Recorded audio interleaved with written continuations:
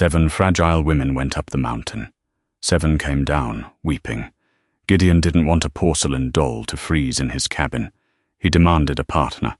The town laughed when the stagecoach dumped a heavy, sweat-stained woman with a trunk full of cast-iron skillets.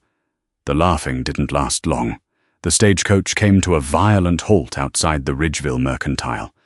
When Martha stepped down, the carriage's leather suspension groaned in loud, distinct relief. It was a cruel, mechanical sound, and one she was entirely used to. The thick mud of the street swallowed her heavy leather boots instantly. She didn't hitch up her faded wool skirts. She didn't gasp at the bitter, pine-scented wind slicing down from the peaks. She simply stood there, a wide, heavy woman clutching a satchel that looked absurdly small against her bulk. The driver tossed her trunk onto the boardwalk with a heavy thud. He didn't offer a hand. He didn't offer a word.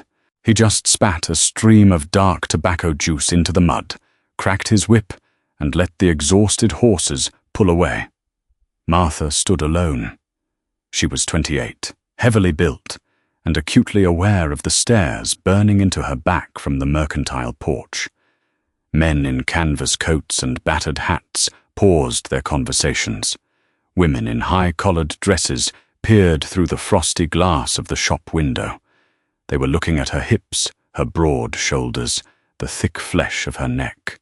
She knew the arithmetic they were doing in their heads. They were calculating how many days it would take for the mountain man to send this one back. Gideon had a reputation. He was a brute who lived a day's brutal hike up the jagged spine of the ridge. He had placed an ad for a mail-order bride over a year ago. Since then, the matchmakers in St. Louis had sent him 7 women. 7 delicate, hopeful things looking for a frontier romance. Gideon had sent every single one of them packing before the week was out. He worked them to the bone, spoke to them like stray dogs, and refused to tolerate a single tear. Martha wasn't looking for romance. She was looking for a roof that didn't belong to a brother who viewed her as a pathetic burden. A shadow detached itself from the side of the mercantile. Gideon. He was a massive man, though not with fat. He was built like a root system, corded, gnarled, and unyielding.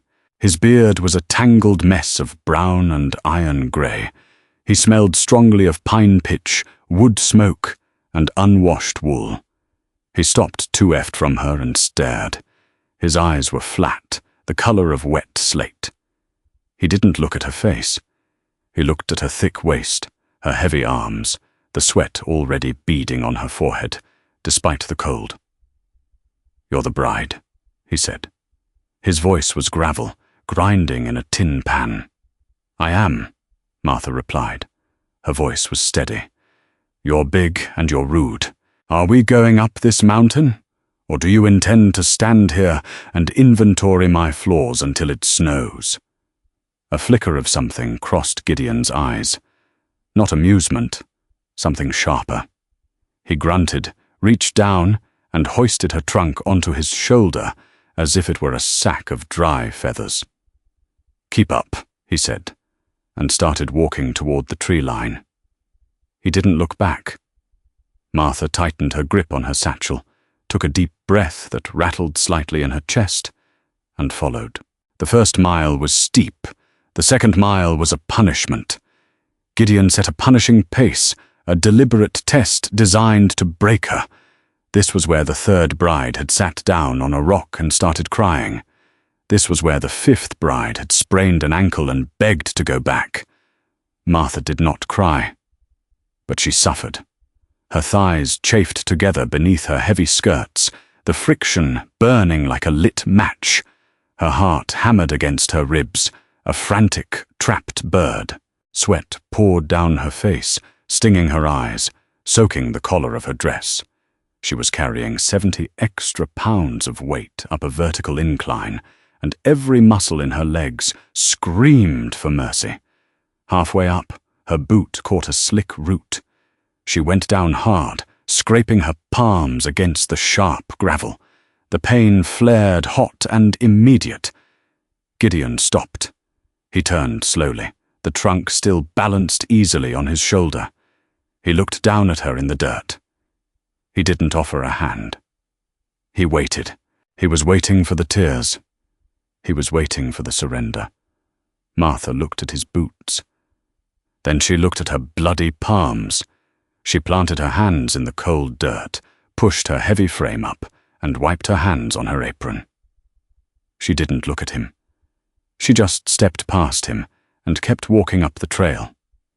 Gideon watched her broad back for a long moment. He adjusted the trunk on his shoulder, his jaw tightening, and followed her up into the timber. By the time they reached the cabin, the sun was a bleeding wound on the horizon. Martha's vision was swimming. Her snort's breath was coming in ragged, ugly gasps. She leaned against the rough-hewn door frame of the cabin, closing her eyes, trying simply to keep her heart from giving out. "Inside," Gideon muttered, dropping the trunk on the porch. Martha pushed off the doorframe and stepped into her new life. There was no threshold carrying. There was only the smell of old grease, damp earth, and the chilling realization of exactly how isolated she now was. The cabin was not a home. It was a wooden box designed entirely for not dying. Snorts. The floorboards were unfinished and splintered. The iron stove in the corner was crusted with months of burnt grease. A single bed sat in the corner, covered in rough, scratchy pelts. There were no curtains. There were no rugs. Gideon dropped his coat on a chair and pointed to the stove. "Fire's dead. Wood's out back. I need to check the traps before full dark." He left. Just like that. Martha stood in the center of the freezing room. Her legs were trembling so violently she thought she might collapse. Her lungs still burned from the altitude. She wanted nothing more than to curl into a ball on the floor and sleep for 3 days. But the cold in the cabin was aggressive. It seeped through her sweat-soaked clothes, biting into her skin. She forced herself to move. She found the woodpile out back. The logs were huge, unsplit rounds of oak and pine. Gideon had left the splitting axe buried in a stump. The previous brides had looked at that axe and wept. They didn't have the shoulder strength to lift it, let alone swing it. Martha walked over to the stump. She wrapped her thick, scraped hands around the hickory handle. It was heavy. She pulled it free, dragged a round of pine onto the block, and took a stance. She wasn't fast. She wasn't graceful, but Martha had mass. She hoisted the heavy axe, grunted, and brought it down, throwing her entire weight behind the arc. The blade bit deep into the pine with a sharp thwack. She wrenched it free, lifted it again, and brought it down harder. The wood split clean in two. For an hour, she swung the axe. The fat on her arms shook with every impact. Her shoulders ached with a dull, throbbing intensity, but a pile of kindling and split logs began to grow at her feet. She was using the very body society had mocked her for. Her weight was leverage. Her bulk was momentum. When Gideon returned, the cabin was warm. Smoke curled steadily from the chimney. Martha was standing at the stove, a cast-iron skillet sizzling loudly. She had found a block of salt pork in the pantry, sliced it thick, and was frying it down. Gideon stepped inside, shutting the door against the wind. He paused. He looked at the roaring fire. He looked at the neatly stacked wood beside the stove. Then he looked at Martha. Her face was flushed, her hair plastered to her forehead with sweat, her apron stained with soot. "You split the oak," he said. It wasn't a question. "The pine burns too fast," Martha said, not looking away from the skillet. "Oak holds the heat." Gideon didn't say anything else. He sat down at the rough timber table.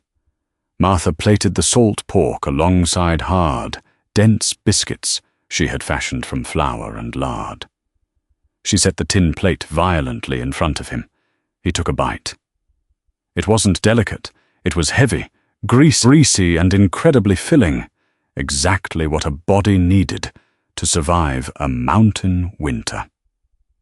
He ate the whole plate in silence. The next 3 days were a war of attrition. Gideon gave her tasks meant to drive her away.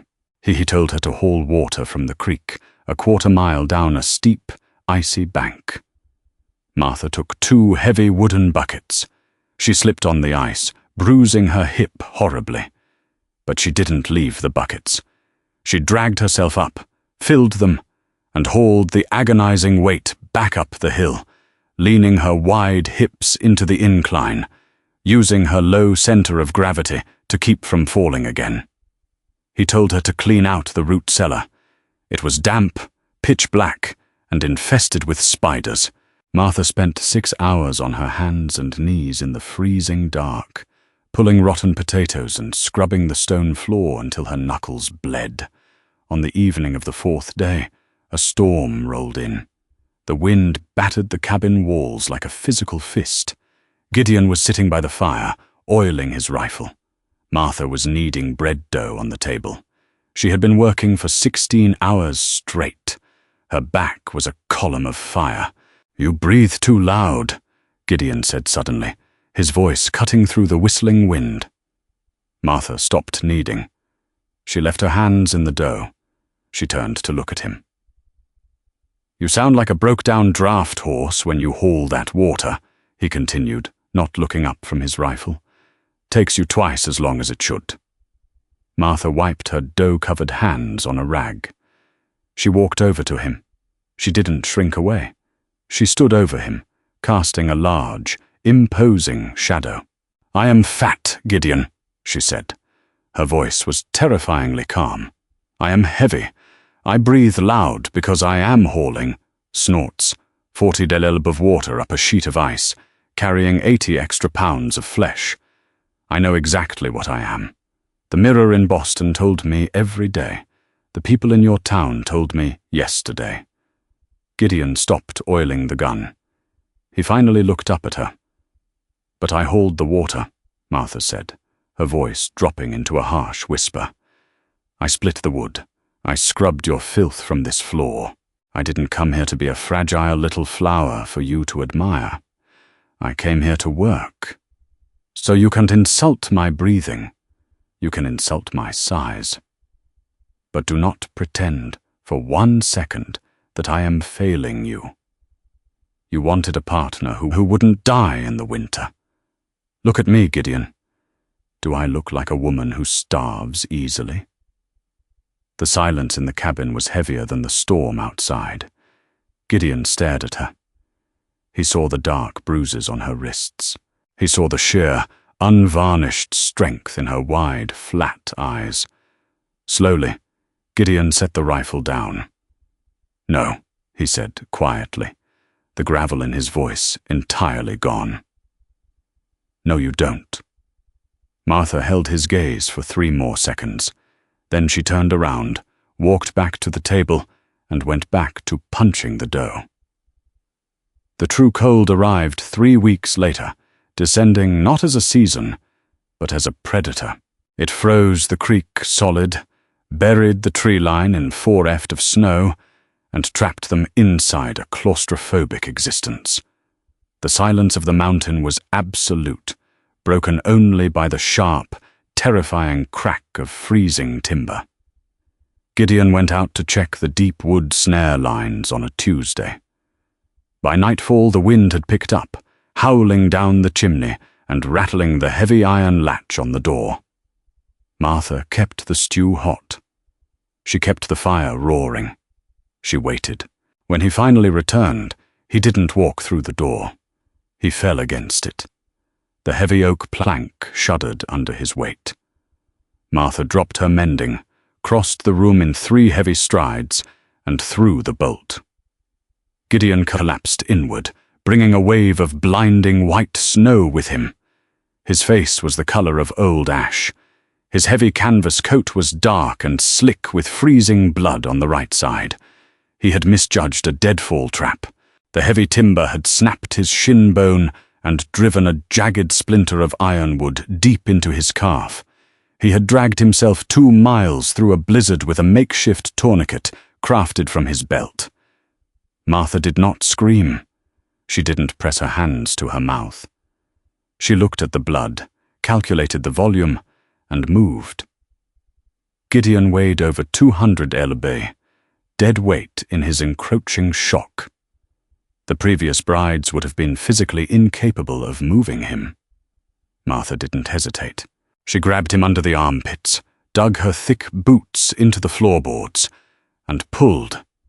Her broad shoulders strained, the fabric of her dress tearing at the seam, but she dragged him across the rough floor and hauled his upper body onto the bed. She hoisted his legs up next, her own heavy breathing filling the room. "Knife!" Gideon rasped, his teeth chattering violently. "Cut the boot."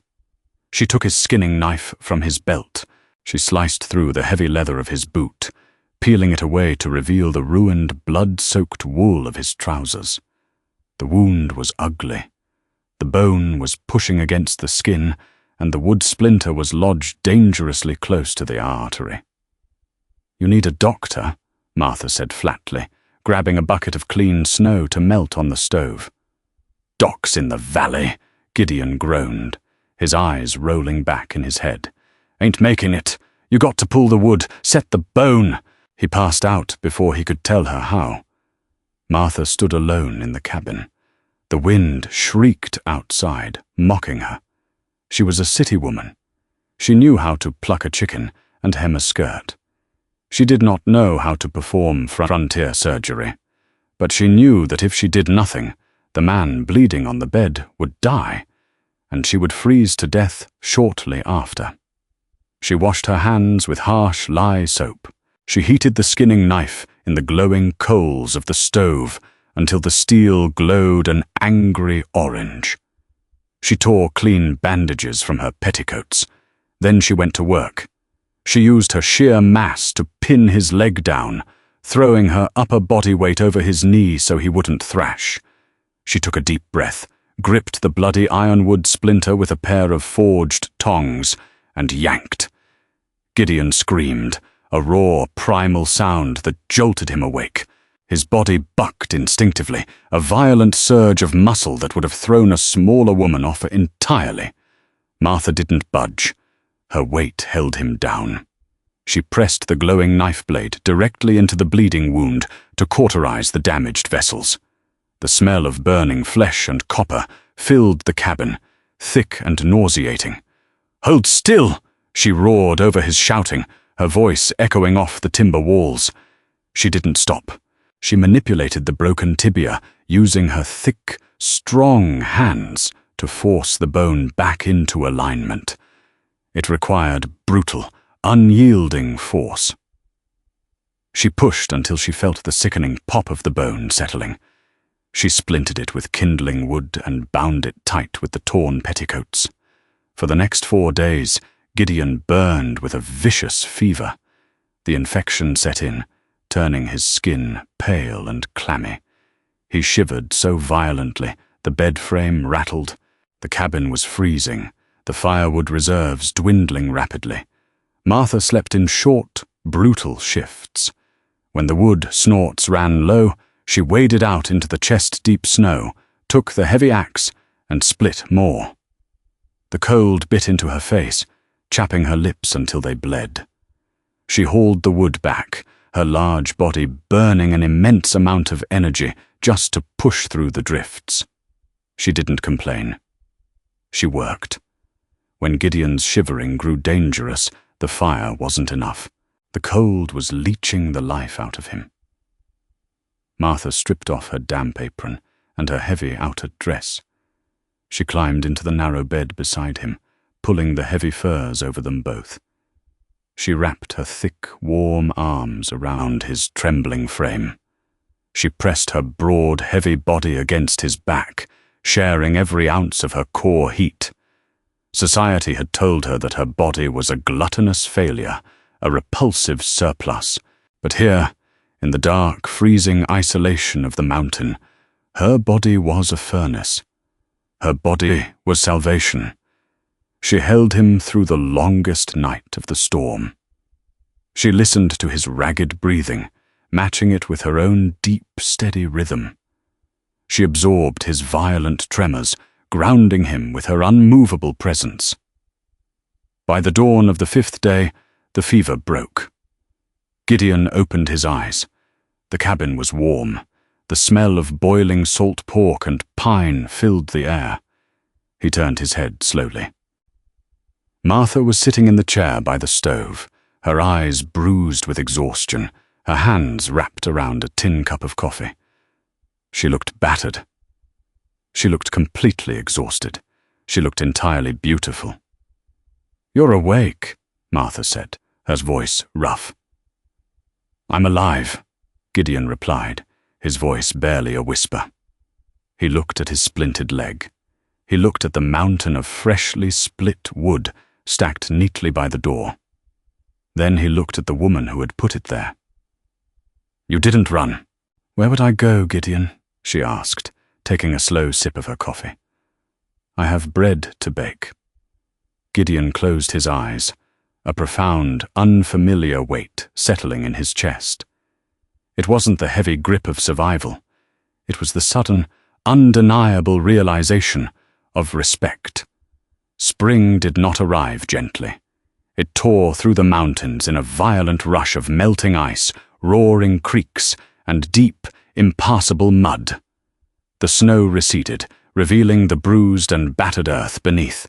Gideon's leg healed, leaving him with a pronounced limp that he bore with silent irritation. He was up and moving, chopping wood and checking traps, but the dynamic in the cabin had fundamentally shifted. He no longer issued commands. He asked questions. When he brought back a deer, they processed the meat together, their hands moving in synchronized, silent efficiency. When the roof leaked, they patched it together. The harsh edges of their interactions had worn smooth. Gideon didn't mock her breathing. He made sure the heavy water buckets were always full before she needed them. Martha didn't cook out of fearful obligation.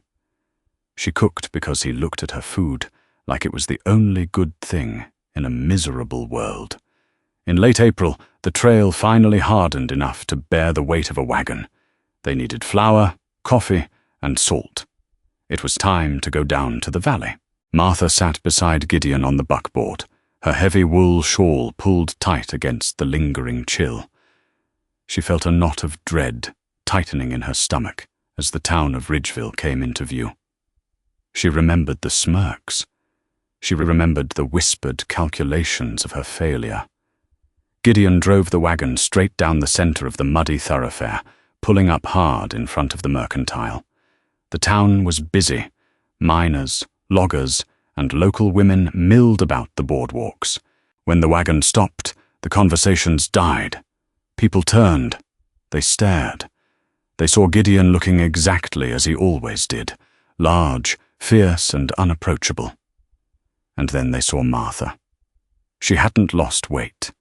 She was still broad, still heavy, still taking up significant space on the wagon bench. But there was a difference. Her skin was tanned and wind-burned. Her back was arrow-straight. The timid, defensive posture of the woman who had arrived 7 months ago was entirely gone, replaced by a dense, unshakable confidence. A group of men leaning against the mercantile railing nudged each other.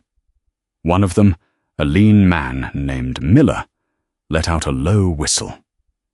"Well, I'll be damned," Miller said, loud enough to carry across the mud. The mountain man brought his winter coat back. Didn't think she'd last till the frost, let alone the thaw. A few chuckles rippled through the onlookers. Martha felt a hot flush creep up her neck. She stared straight ahead, gripping her reticule tightly. She braced herself for the shame.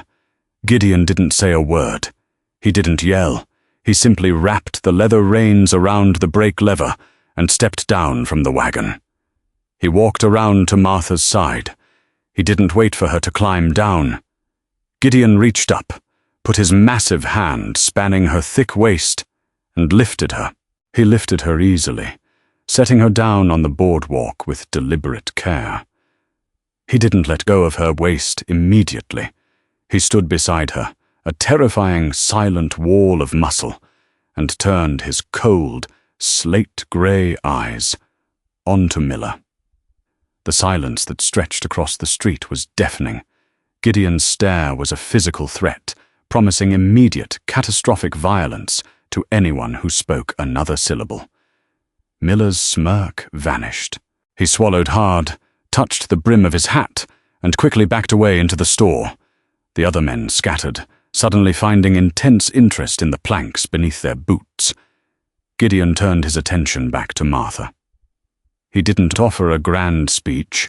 He didn't profess his undying love in front of the town. "We need coffee," Gideon said, his gravelly voice calm. "And you need new boots. The soles on yours are worn through from the woodpile." Martha looked at him. She saw the absolute, fiercely protective stance of his shoulders. She felt the heavy, undeniable security of his presence. A slow, genuine smile spread across her face, changing her entire expression. "I want the good coffee, Gideon," she'd said, "not the chicory." "You earned the good coffee," he replied. He held the door of the mercantile open for her. Martha walked inside, her heavy boots sounding solid and authoritative on the floorboards. The shopkeeper scrambled to assist them, his eyes darting nervously toward Gideon's rifle. They bought their supplies. They bought $50 of flour, a new cast-iron pot, and a pair of sturdy, thick-soled boots. Gideon paid in thick pelts, demanding the best prices and getting them without a single argument. When they loaded the wagon and began the steep, winding drive back up the mountain, the sun was beginning to set, casting long, golden shadows through the pines. The air was getting crisp again. Martha sat beside him, watching the familiar timberline approach.